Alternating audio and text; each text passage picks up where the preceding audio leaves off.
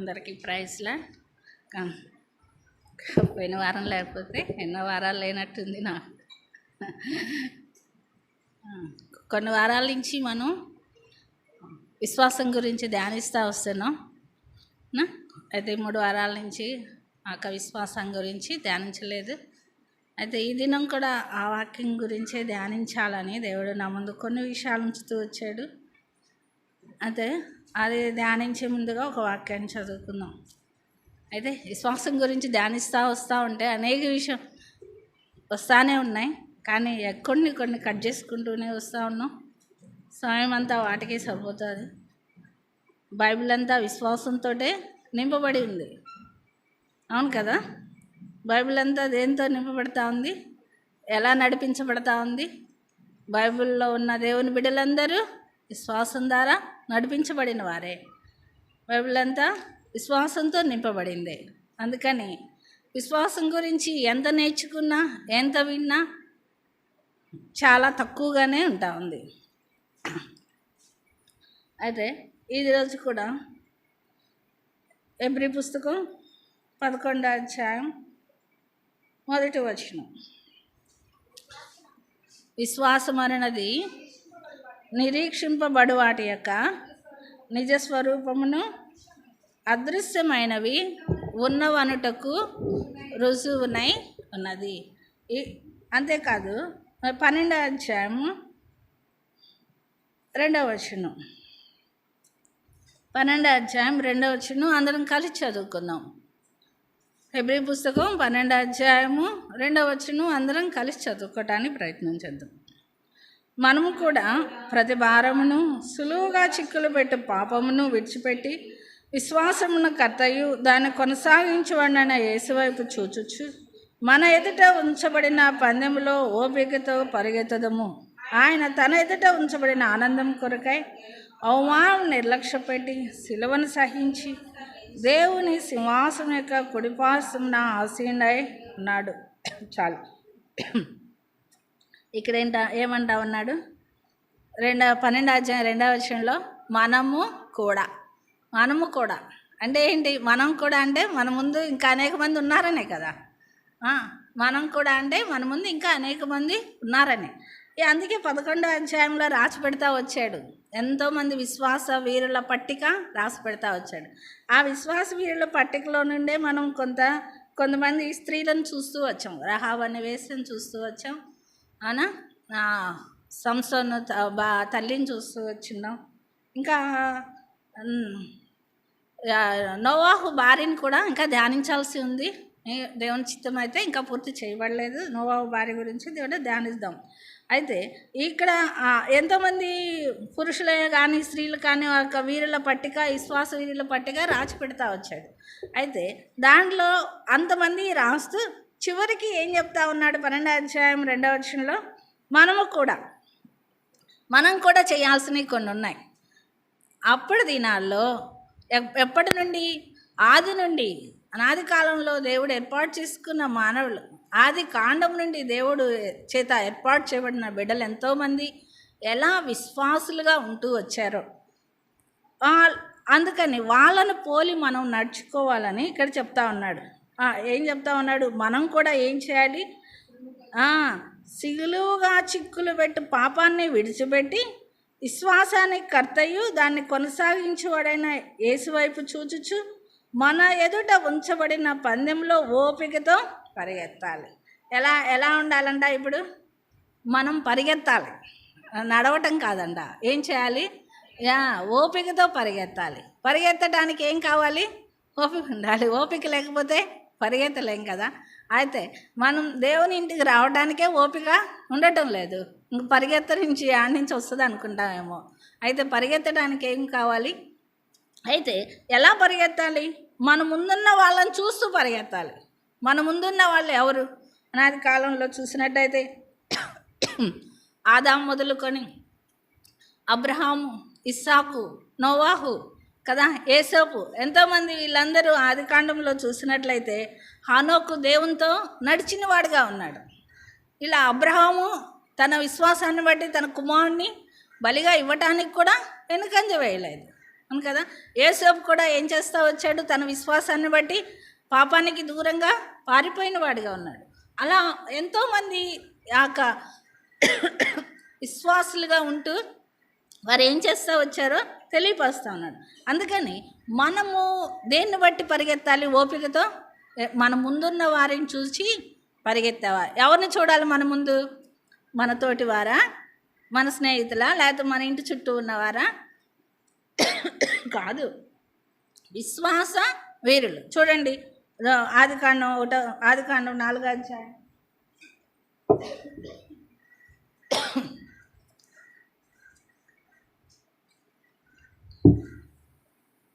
ఆదికాండం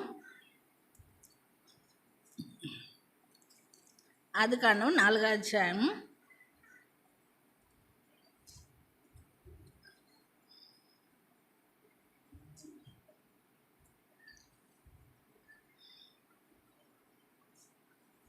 4వ వచనం. Last line చదువురా. యెహోవా హేబేలును అతని అర్పణను లక్ష్య పెట్టాను. హేబేలు ఎందుకు అతన్ని లక్ష్య పెడుతూ వచ్చాడంటే తన యొక్క విశ్వాసంతో దేవునికి తీసుకొచ్చిన అర్పణను బట్టి తన అర్పణను లక్ష్య పెడుతూ వచ్చాడు. అంటే కయ్యని ఎందుకు నష్టపోతూ వచ్చాడు?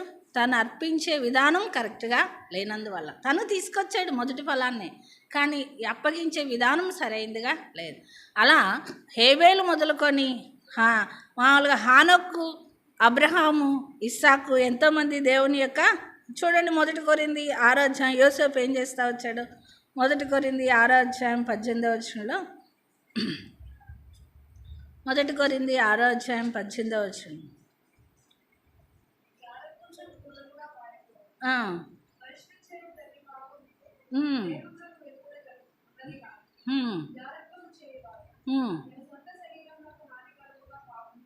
చాలు, ఏమంటా ఉన్నాడు? జారత్వమునకు దూరంగా పారిపోడు.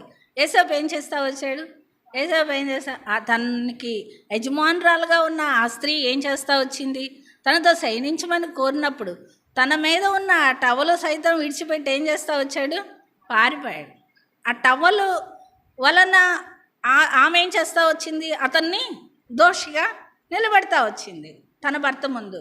ఆ టవలు అక్కడ వదిలిపెట్టినందువల్ల ఆ టవలు వదిలిపెట్టి పారిపోయి తన శరీరాన్ని, తన ఆత్మను కాపాడుకున్నాడు యోసేపు.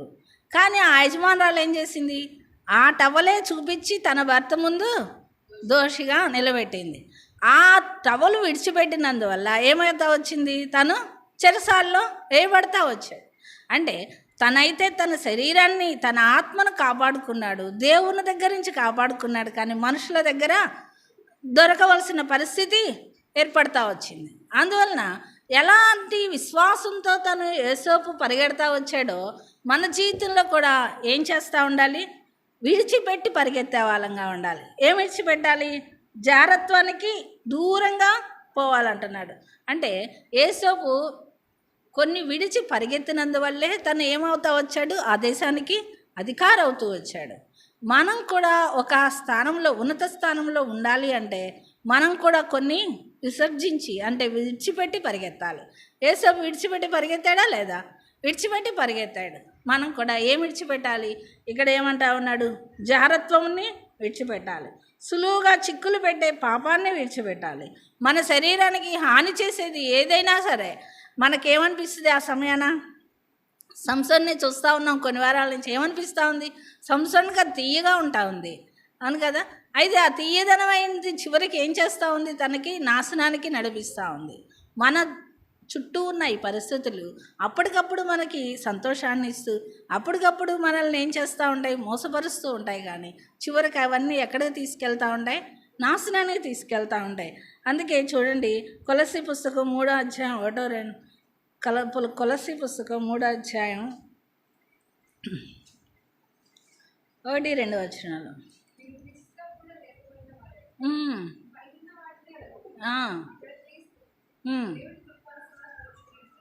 చాలు, పైనున్న వాటి మీదే కానీ భూ సంబంధమైన వాటి మీద మనస్సు పెట్టకుడి. ఏం విసర్జించాలి? పాపాన్ని విసర్జించాలి. అంటే భూ సంబంధమైనవి విసర్జించాలి. భూ సంబంధమైనవి ఏంటివి? మన చుట్టూ ఉండేవి ఆచారాలు, అలవాట్లు, సంప్రదాయాలు, ఇవన్నీ భూ సంబంధమైనవే. అవును కదా? భూలోకంలో ఉన్నవన్నీ ఏంటి? శరీరాశ, నేత్రాశ, జీవపుడంబము. వీటన్నిటినీ ఏం చేయగలగాలి? మనం ఏం చేయగలగాలి? విసర్జించాలి, విడిచిపెట్టాలి. ఆ భూ సంబంధమైనవి ఎప్పుడైతే విడిచిపెడతామో పర సంబంధమైన వాటి మీద మనసు ఉంచగలుగుతాం. అందుకే దేవుడు ఏమంటా ఉన్నాడు ఈడ? భూ సంబంధమైన వాటి మీద మనస్సు పెట్టగలడు. మన మనస్సు దేని మీద పెట్టుకోవాలి? దేని మీద ఉండాలి? పర సంబంధమైన దాని మీద ఉండాలి. పరమందు ఏమున్నది మనకి? దేవుడు ఏం చేస్తున్నాడు? పరలోకంలో మనకు అవసరం స్థలం సిద్ధపరుస్తూ ఉన్నాడు. పరలోకంలో దేవుని దూతలు ఎప్పుడు దేవుని స్తుతిస్తూ ఉంటున్నారు. అలాంటి గొప్ప స్థలంలో మనం ఉండబోతున్నాం. అక్కడ నెమ్మది గల స్థలం, అక్కడ సమాధానం గల స్థలం, అక్కడ సంతోషం కలగల స్థలం, అక్కడ కరువు లేని స్థలం. అవును కదా? సమృద్ధి గల స్థలం.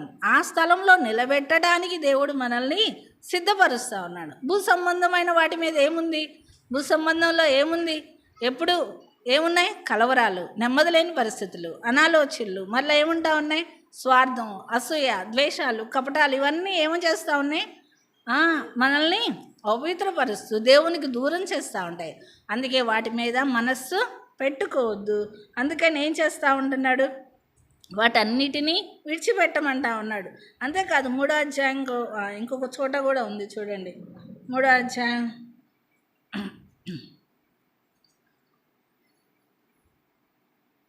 13వ వచనంలో 12వ వచనం కూడా చూడు.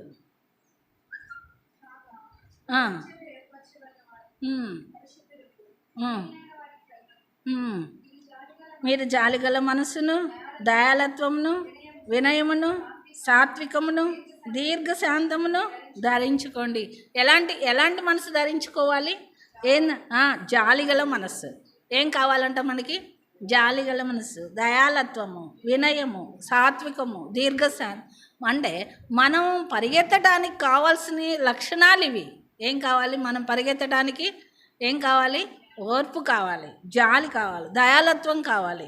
అంతేకాదు వినయం కావాలి, సాత్వికము కావాలి, దీర్ఘశాంతం కావాలి. ఎక్కడి నుంచి ఎక్కడికి పరిగెత్తాలి? ఎక్కడి నుంచి ఎక్కడికి పరిగెత్తాలక్క? పరిగెత్తడానికి ఎలా సంబంధమైన వారు స్కూల్లో చదువుకునే టైంలో పరుగు పందాలు పెడతారు కదా. పరుగు పందాలు పెట్టేటప్పుడు ఎక్కడికి పరిగెత్తమని చెప్తా ఉంటున్నారు? ముందు ఒక గీత గీస్తారు ప్రారంభంలో, తర్వాత ఒక గీత గీస్తారు చివర. ఇంత టైం అని పెడతారు. ఆ టైంలో అక్కడికి చేరాలి. అవునా కదా? అక్కడికి చేరితేనే బహుమానం, అక్కడికి చేరకపోతే బహుమానం లేదు. ఇదిగయ్యా అక్కడ ఎర్ర గుర్తు చూపిస్తున్నాము, లేకపోతే అక్కడ ఎర్ర గుర్తు పెట్టాము, అక్కడికి పరిగెత్తండి అని చెప్తున్నాడు పిల్లలకి. అలా పరిగెత్తితేనే, వాళ్ళు ఇష్టం వచ్చినట్టు పరిగెత్తితే ఉంటుందా? వాళ్ళు గీచిన ఆ లైన్లోనే పరిగెత్తగలిగి ఉండాలి. మేము పరిగెత్తగలం కదా అని వాళ్ళు అన్ని రౌండ్లు వేసి వచ్చి ఆడికి వెళ్తే అది గెలిపి అవుతుందా? గెలిపోవద్దు. వాళ్ళు గీచిన గీతలోనే పరిగెత్తాలి. దేవుడు కూడా మనకు ఒక క్రమాన్ని ఏర్పాటు చేస్తున్నాడు, ఒక నియమాన్ని ఏర్పాటు చేస్తున్నాడు. పరిగెత్తడానికి ప్రారంభాన్ని భూలోకంలో ఏర్పాటు చేశాడు. మనం పరిగెత్తే మన గురేంటి? పరలోకమే. అవును కదా? ఈ లోక సంబంధమైన చదువుకునే పిల్లలకి ఒక గురి పెట్టి పరిగెత్తమని చెప్పినట్టు దేవుడు కూడా మనకు గురి పెట్టి గురి లేకుండా పరిగెత్తలేదు మనం. గురి ఉందా లేదా మన పరుగుకి? అయితే ఆ గురి పరిగెత్తడానికి కొన్ని విడిచిపెట్టమంటున్నాడు, కొన్ని ధరించమంటా ఉన్నాడు. ఏమి విడిచిపెట్టాలో మనం చూస్తూ ఉన్నాం. ఏం చెప్తా ఉన్నాడు? ఏసోపు ఎలా విడిచిపెట్టాడో అలా విడిచిపెట్టాలి. లోతు భార్య ఏం చేస్తూ ఉంది? మీరు ఇక్కడ వెనక్కి చూడకుండా పరిగెత్తండి అంటే లోతు భార్య ఏం చేస్తూ వచ్చింది? వెనక్కి చూస్తూ పరిగెత్తింది. అవును కదా? అంటే దిక్కులు చూస్తా పరిగెత్తితే ఏమైపోతాం? ఓడిపోతాం. వెనక చూస్తా పరిగెత్తితే ఏమైపోతుంది? ఏమేమైపోయింది? అయ్యో భార్య వెనక్కి చూసి ఉపశమనం అయిపోయింది, భార్య పరిస్థితి ఎట్లా అని అతను లోతు వెనక్కి తిరిగి చూశాడా? తన భర్త చూడలేదు. బిడ్డలు వెనక్కి తిరిగి చూసారా? చూడలేదు. తర్వాత వారు జీవిత విధానం ఏ విధంగా ఉన్నా దేవుడు చెప్పిన వెనక్కి చూడొద్దన్న విధానాన్ని మాత్రం వాళ్ళు కరెక్ట్గా పాటించారు. అయితే వెనక్కి చూడొద్దన్న విధానాన్ని ఎవరు పాటించలేకపోయారు? లోతు భార్య. లోతు భార్య ఏం చేస్తా వచ్చింది? వెనక్కి చూడొద్దంటే చూసి నష్టపోయింది. మనం కూడా మనం పరిగెత్తేటప్పుడు వెనక్కి చూడకూడదు. అంటే అందుకే ఏమంటా ఉన్నాడు, కాటి మీద చేయి వేసి ఎద్దు దున్నువాడు ఏం చేస్తూ ఉంటాడంట, వెనకకి చూడకుండా ముందుకే చూస్తూ సరైన విధంగా కరెక్ట్గా సాలు వస్తుందో లేదో దున్నుకుంటూ పోతాడంట ఆ కాడి మీద చేయి వేసి. అలానే మనం కూడా దేవునిలోకి వచ్చిన మనము, దేవుని చేత ఏర్పాటు చేయబడిన మనము, దేవుని ఇంటికి వస్తున్న మనం ఒక గురి పెట్టుకొని మనం నడిచే వారిగా, పరిగెత్తే వారిగా ఉండాలి. అనేక విషయాలు దేవుడు మనతో మాట్లాడుతూ ఉన్నాడు. అయితే ఆ మాటల్ని మనం విని ఏం చేస్తూ ఉన్నాము? విడిచిపెడతా ఉన్నాం. దేవుడు అనేకసార్లు మనం హెచ్చరిస్తూ ఉన్నాడు, సరిచేసుకోండి అని. అనేకసార్లు దేవుని ఇంటిలో గడపాలని దేవుడు ఆశపడతా ఉన్నాడు. మనమైతే ఏం చేస్తూ ఉన్నాం? అశ్రద్ధ చేస్తూ ఉన్నాం, దేవునికి దూరం అవుతా ఉన్నాం, దేవుని దుఃఖపెడతానే ఉన్నాం. పరిగెత్తే విషయంలో మనం ఏం చేస్తూ ఉన్నాం? బలహీనమే అవుతా ఉన్నాం. పరిగెత్తే విషయంలో శక్తిహీనులుగా ఉన్నాం. ఎందువలన అంటే మనలో ఏక స్వార్థం, అసూయ, ద్వేషం, కోపం, ఇవన్నీ జారత్వం, ఇలాంటి వ్యతిరేకమైనవి, దేవునికి వ్యతిరేకమైనవి మనం మనసులో పెట్టుకుంటూ వాటన్నిటినీ మనం నెరవేర్చలేకపోతా ఉన్నాం.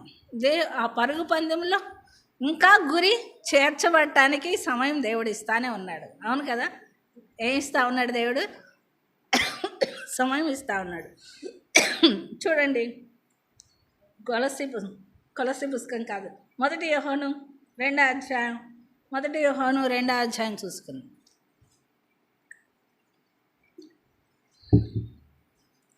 1 యోహాను 2వ అధ్యాయం. లోకంలో ఏమున్నదని చెప్పుకుంటున్నా? శరీరాశ, నేత్రాశ, జీవపు డంబము. ఈ శరీరాశ, నేత్రాశ, జీవపు డంబం ఏం చేస్తూ ఉన్నాయి? చూడండి, 1 యోహాను 2వ అధ్యాయం 15-16లో, ఈ లోకమునైనను లోకములో ఉన్న వాటినైనాను ప్రేమింపకడి. ఈ లోకాన్ని, లోకంలో ఉన్న వాటిని ప్రేమిస్తే ఈ లోకం ఏం చేస్తుంది? మనల్ని ఒక దినాన నాశనానికి నడిపిస్తుంది. ఈ లోకాన్ని మనం ప్రేమిస్తూ ఉంటే, ఈ లోక సంబంధమైన వాటిని ప్రేమిస్తూ ఉంటే ఈ లోకం ఒక దినాన ఏం చేస్తుంది? నరకానికి తీసుకెళ్తుంది. సంసోన్ ఏం చేసింది? ఇప్పుడు కళ్ళు ఓడదీయించుకునే స్థితికి వచ్చింది, తిరగలి విసురుతున్న స్థితికి వచ్చింది. బలవంతుడైన సంసోను ఏ స్థితిలో ఉన్నాడు ఇప్పుడు? అవును కదా? మనం కూడా లోకంలో ఉన్నదాన్ని ప్రేమిస్తూ ఉంటే, దాన్ని ఆశ్రయిస్తూ ఉంటే, అందుకే దేవుడు కరెక్ట్గా చెప్తా ఉన్నాడు. విశ్వాసులు మనం చెప్పుకుంటున్నాం. మనము విశ్వాసులమని చెప్పుకుంటూ అనేక విశ్వాస అనుభవాల్లో నుంచి వచ్చిన మనము పరిగెత్తే విషయంలో ఇంకా నీరసించిపోతానే ఉన్నామేమో. అందుకే దేవుడు ఏమంటా ఉన్నాడు, లోకంలో ఉన్నదంతా శరీరాశ, నేత్రాశ, జీవపడము. మీరు లోకాన్ని ప్రేమిస్తూ ఉంటే దేవుని ప్రేమ మీలో ఉండదు అని కూడా చెప్తా ఉన్నాడు 15వ వచనంలో. మీరు లోకమును ప్రేమించిన ఎడల తండ్రి ప్రేమ వానిలో ఉండదు. మీరు దేన్ని ప్రేమిస్తారో ఆ ప్రేమ నిలిచి ఉంటుంది, కానీ దేవుని ప్రేమ ఉండదు. దేవుని ప్రేమ మనలో ఉండాలంటే, దేవుని చేత మనం ప్రేమించబడాలంటే మనం ఎవరిని ప్రేమించాలి? దేవుణ్ణి ప్రేమించాలి. లోకాన్ని ప్రేమిస్తే దేవుడు మనల్ని ఏం చేస్తాడు? ప్రేమించడు. దేవుని ప్రేమ మనకు లేకపోతే దేవుడు దూరం అయిపోతాడు. దేవుడు దూరం అయిపోతే దేవుడు విడిచిపెడతాడు. దేవుడు విడిచిపెడితే ఏమైపోతుంది? మన జీవితం ఏమైపోతుంది? నీళ్ళల్లో లేని చేప వల్లే మన జీవితం కొట్టుకునే పరిస్థితి. విడిచిపెట్టబడినప్పుడు సంసోను దేవుడు దూరమైనప్పుడు ఏమైపోయింది పరిస్థితి? విడిచిపెట్టబడిన పరిస్థితి. అందుకే దేవుడు విడిచిపెట్టినప్పుడు దేవుడు ఆ సిలువలు అంటాడు, దేవా దేవా నన్నేలా చేయి విడిచితివి. చేయి విడిచితే క్షణమైనా మనం నిలవలేము ఈ లోకంలో. అయితే దేవుని చేయి విడవకు ముందుగానే దేవుడు మనతో మాట్లాడుతున్నాడు. కాబట్టి దేవుని ప్రేమను పొందిన వారిగా ఈ లోకంలో ఉన్నదానికి దూరంగా ఉంటూ, జారత్వానికి దూరంగా పారిపోతూ ఏం చేయాలంట? ఎలా ఉండాలంట? ఎలా పరిగెత్తాలో చూడండి. ఫిలిప్పీ పుస్తకం 3వ అధ్యాయం 14వ వచనంలో ఎక్కడికి పరిగెత్తాలి చూడండి. ఫిలిప్పీ పుస్తకం 3వ అధ్యాయం 14వ వచనం.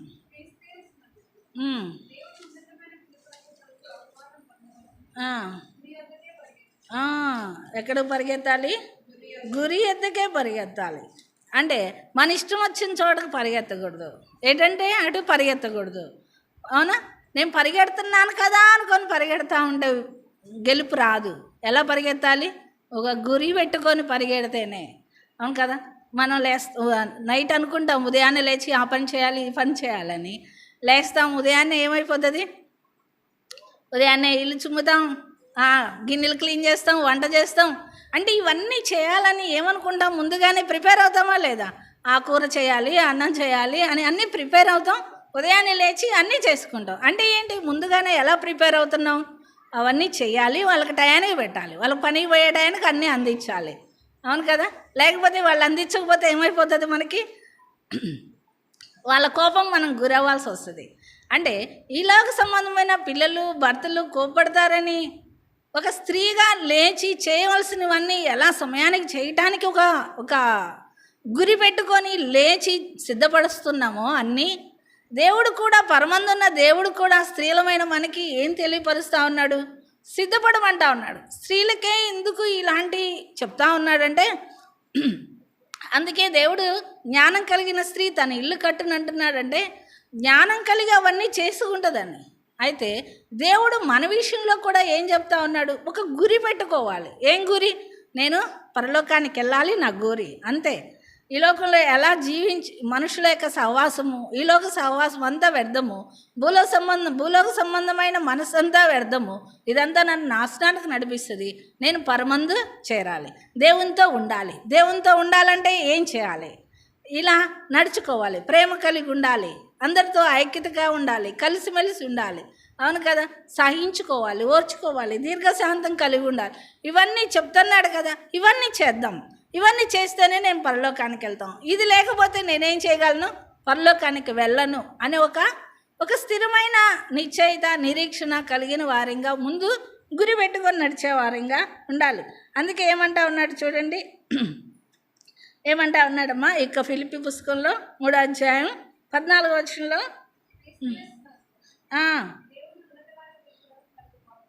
బహుమానం పొందవలనని గురి వద్దకే. దేనికి బహుమానం? పరిగెడితే ఏమి ఇస్తానంటున్నాడు దేవుడు? బహుమానం ఇస్తానంటున్నాడు. ఊరకు పరిగెత్తమంటోలా, నీకు పరిగెడితే బహుమానమే. నిన్ను పరిగెత్తించి ఊరకు కూర్చోబెట్టాడు. అలసిపోయావా అని నీకు బహుమానం ఇస్తా ఉన్నాడు. అలా విడిచిపెట్టాడు నిన్ను, నీ పరుగుకి తగిన బహుమానం.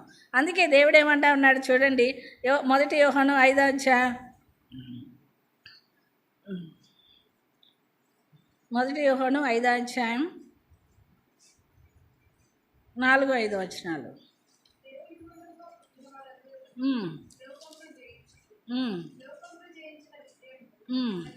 చాలు. ఏమంటా ఉన్నాడు? లోకమును జయించేది ఏంటిదంట? మన విశ్వాసమే. లోకాన్ని జయించాలంటే మన విశ్వాసం. కాబట్టి విశ్వాసం ద్వారానే మనం గురి వద్దకి పరిగెత్తగలం. అందుకే ఏమంటా ఉన్నాడు చూడండి, 1 తిమోతి 2వ అధ్యాయం 5వ వచనం, 2 తిమోతి అనుకుంటాను, 2 తిమోతి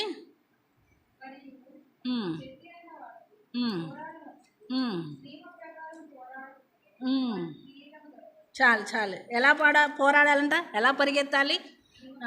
నియమము దానికి ఒక నియమం ఉంది, దానికి ఒక రూల్స్ ఉంటాయి. పరిగెత్తే వాళ్ళకి రూల్స్ ఉంటాయి కదా.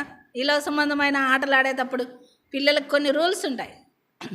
క్రికెట్ ఆడాలన్నా, ఖోఖో ఆడాలన్నా, కబడ్డీ ఆడాలన్నా ఏమైనా కొన్ని రూల్స్ అండ్ రెగ్యులేషన్స్ ఉంటాయి.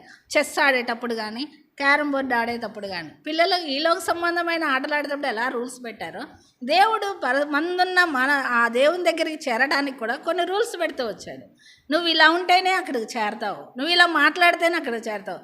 అందుకే దేవుడు అంటాడు, నీ నాలుకను కాపాడుకోమంటున్నాడు, నీ కన్నులను జాగ్రత్తగా చూసుకోమని. ప్రతి అవయవాన్ని ఎలా చూసుకోవాలో దేవుడు ఇక్కడ మన బైబిల్లో రాసి పెడతా ఉన్నాడు. అయితే ఏం చెప్తా ఉన్నాడు? మనం చూసినట్లయితే 2 తిమోతి 2:5 ఏమంటా ఉన్నాడు? నియమం ప్రకారం, దానికి దేవుడు పెట్టిన ఒక రూల్ ప్రకారం, ఒక నియమం అంటే ఏంటి? ఒక రూల్ పెడతా వచ్చాడు. అమ్మ ఈ లైన్లోనే నడవాలి, అవును కదా, అలానే వెళ్ళాలి. ఎక్కడికైనా పనికి వెళ్తే ఏం చేస్తాం? ఓ పట్టు పట్టుకొని పని చేయమంటారు అనుకోండి, లేదా ఓ పట్టు పట్టుకొని పని చేయమంటే ఆ పట్టులోనే కొట్టుకుంటూ వెళ్తారా ఆకులు? లేకపోతే అందరి పట్టుల్లోకి ఆడొక ఆకు కట్టుకొని వెళ్తారా? ఎలా వెళ్తారక్క? ఎలా వెళ్తారు పని చేసేటప్పుడు? మీకు ఇచ్చిన ఆ పట్టులోనే వెళ్ళాలి, ఆకులు కొట్టుకుంటూ, అవును కదా. అలా కాకుండా ఇంకొక పట్టిలోకి వెళ్ళి ఇంకొక 2 అక్కడ తోటంతా తిరిగేస్తూ ఉంటే మీకు కూలి ఇవ్వటానికి ఇష్టపడతాడా యజమాని? ఇష్టపడ్డాడు కదా. ఎందుకని? ఆయన ఒక రూల్ పెట్టాడు, అందరు ఇదిగో లైన్గా ఉండండి, ఆ రూల్ ప్రకారం ఎవరి పట్టిల్లో వాళ్ళు ఆకులు కొట్టుకొని అందించండి అని. అలానే మనం కూడా ఏం చేయాలి? ఆ దేవుడు కొన్ని ఆజ్ఞలు పెడతా వచ్చాడు. అనా నీ మాటలు, నీ చూపులు, నీ ఆలోచనలు సరైనగా ఉండాలి, నీ యొక్క ప్రవర్తన సరైనదిగా ఉండాలి, నీ నడతలు కరెక్ట్గా ఉండాలి. అలా నియమం ప్రకారం పోరాడితేనే, అలా ఉంటేనే నువ్వు పోరాడగలవు, లేకపోతే పోరాడలేవు. నీ ఇష్టం వచ్చినట్టు పోరాడితే గమ్యం చేరుకోలేవు. అందుకే ఏమంటా ఉన్నాడో చూడండి, 1 కొరింథీ 9:24 టైం అయిపోతా ఉంది. 1 కొరింథీ 9:24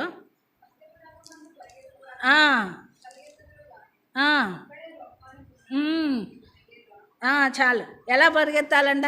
పందెపు రంగంలో పరిగెత్తాలి. ఎలా? బహుమానం కోసం పరిగెత్తినట్టు పరిగెత్తాలి. అంతేకాదు ప్రకటనలో అంటాడు 3వ అధ్యాయంలో, నువ్వు పరిగెత్తేది ఏదైనా సరే పరిగెత్తున్నప్పుడు నీకు కలిగింది గట్టిగా పట్టుకొని పరిగెత్తు, నీ ఇష్టం వచ్చినట్టు కాదు. అవును కదా. పనికి వెళ్ళినప్పుడు కొడవలు లేకుండా పనికి వెళ్ళారనుకో, మీరు వెళ్తుందేంటి? ఆ నువ్వు కోతకో ఏదో పనికి వెళ్తున్నారు కదా, కొడవలు లేకుండా వెళ్తూ ఉంటే అది చేయగలరా? ఆ పని కొయ్యగలరా? చేయలేరు కదా. చేతులతో కొయ్యగలరా? లేదు కదా. దానికి కావాల్సిన ఒక ఆయుధం ఉంది. అలానే మనం ఏదైనా దేవుని ఇంటికి వస్తున్నప్పుడు ఒక ఆయుధం కలిగిన వారు, ఇంకా ఎలాంటి ఆయుధం? ప్రార్థనా ఆయుధం, వాక్యధ్యానం, దేవుని సహవాసము, దేవుని బిడ్డ, ఇలాంటి ఒక అనుభవంలో ముందుకెళ్ళే వారిగా ఉండాలని దేవుడు అంటా ఉన్నాడు. అందుకే మనం కలిగింది గట్టిగా పట్టుకోవాలి, విడిచిపెట్టకూడదు. సమస్యలు వచ్చినా, కష్టాలు వచ్చినా, ఇబ్బందులు వచ్చినా, ఇరుకులు వచ్చినా దేవుణ్ణి విడిచిపెట్టకుండా దేవుని మీద ఆధారపడుతూ మనం ముందుకు సాగే వారిగా ఉండాలి. అంటే ఏంటి? అంటే పరిగెత్తుతున్న మనము మన ముందున్న వారిని చూసి ఎలా పరిగెత్తాలో, అంతేకాకుండా పరిగెత్తున్న మనము మన బలహీనతలని, మన అవిధేయతలని, అంటే దేవునికి ఇష్టం లేనివన్నీ విడిచిపెట్టి పరిగెత్తమని దేవుడు యేసోపు ఎలా పరిగెత్తాడో అలా చెప్తా ఉన్నాడు. అంతేకాదు గురి ఎద్దు కంటే మన దేవుణ్ణి, ఆ పరమందున్న దేవుని చూసి పరిగెత్తమని దేవుడు చెప్తా ఉన్నాడు. అలానే మనం పరిగెత్తేది, మనం పరిగెత్తుతున్నందుకు విజయాన్ని దయచేయమని. పరిగెత్తిన మనకి ఇంకా ఏమి ఇస్తానంటున్నాడు? కిరీటం ఇస్తానంటున్నాడు.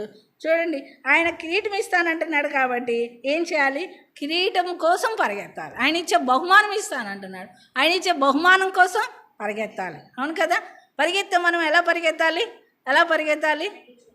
ముందున్న వారిని చూసి పరిగెత్తాలి. అంటే ముందున్న వారంటే మన ఈలోక సంబంధమైన మనుషులను చూసి కాదు. దేవుడు మన ముందు కొంతమంది విశ్వాసం ఉంచుతూ పెట్టాడు. వాళ్ళందరూ ఎలా పరిగెత్తారో వాళ్ళని చూసి నేర్చుకోవాలి. అంతేకాదు యేసోపు ఎలా లోకంలో ఉన్న వాటన్నిటిని విడిచిపెట్టాడో మనం వాటినన్నిటినీ, మన భూలోక సంబంధమైన వాటిని అన్నిటినీ విడిచిపెట్టి పరిగెత్తే వారంగా ఉండాలి. దేవుణ్ణి చూసి మన గురి దేవుణ్ణి పెట్టుకొని పరిగెత్తే వారంగా ఉండాలి. మళ్ళా ఏం చేయాలి? మన విజయం కోసమే పరిగెత్తాలి. ఓడిపోకూడదు. ఓడిపోనిస్తాడా దేవుడు? నీలో ఉన్న దేవుడు నిన్ను ఓడిపోనివ్వడు, నిన్ను గెలిపిస్తాడు. విజయుడే ఆయన. జయశీలుడు కదా. మరణాన్ని జయించిన దేవుడు మనకున్నాడు, మన పక్షానికి కూడా విజయాన్ని ఇస్తాడు. అందుకని విజయం కోసం పరిగెత్తాలి. మన దగ్గర పరిగెత్తే సామర్థ్యం ఉంది, కానీ పరిగెత్తగల ఓర్పు ఉంది, అన్నీ ఉన్నాయి, కానీ ఒక నియమాల ప్రకారం పరిగెత్తలేకపోతున్నాం. ఆ నియమాన్ని పెట్టుకున్న కొద్ది దినాలకు మళ్ళీ నియమం తప్పి జారిపోతున్నాం. కొంతకాలం నడుస్తున్నాం, కొంతకాలం ఏమైపోతున్నాం? పక్కకి వెళ్ళిపోతా ఉన్నాం. ఆ నియమాన్ని ఏమో చేస్తున్నాం? తొలగిపోతున్నాం. మనం పెట్టుకున్న దేవుడు ఇచ్చిన ఆ నియమంలో విన్న కొద్ది దినాలు ఆ వాక్యానుసారం ఉంటున్నాం, కొద్ది దినాలు ఏమైపోతున్నాం? జారిపోతున్నాం, పడిపోతున్నాం, దేవునికి దూరం అవుతున్నాం. అందుకే మనం ఏం చేస్తూ ఉన్నాం?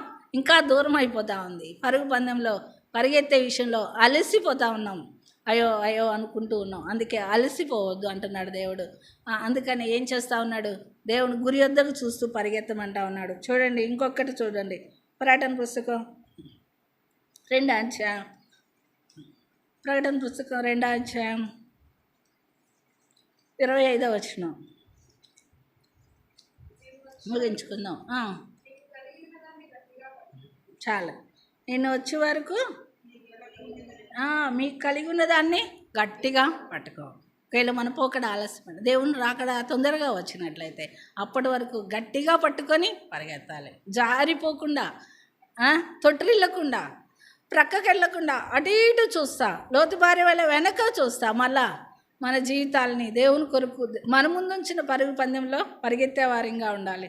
అంతేకాదు చూసినట్లయితే రోమా పుస్తకంలో ఉంది 5వ అధ్యాయం 1వ వచనంలో ఆ విశ్వాసం వలన నీతిమంతులుగా తీర్చబడుతున్నామంటా ఉన్నాడు.